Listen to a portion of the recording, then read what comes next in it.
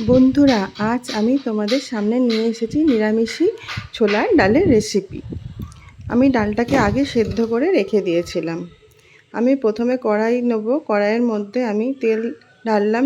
তেলটা গরম হলো, তারপর আমি একে একে তেজপাতা, গোটা এলাচ, দারচিনি, হিং, তেজপাতা, শুকনো লঙ্কা দিয়ে দেবো। তারপর আদা কুচি দিয়ে দেবো।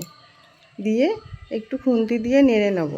তারপরে আমি সিদ্ধ করা যে ছোলার ডালটা রেখেছিলাম ওটা দিয়ে দেব। দিয়ে তার উপর আমি দেব এবার হলুদ, স্বাদ মতো নুন আর চিনি একটু বেশি দেব, যাতে একটু খেতে মিষ্টি মিষ্টি লাগে। নিরামিষি ডাল তো লুচি দিয়ে খেতে খুবই ভালো লাগে।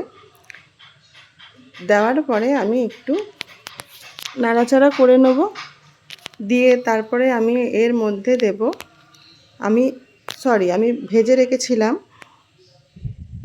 নারকেল কুচি আর কিশমিশ, ওইগুলো ওপর দিয়ে দেবো।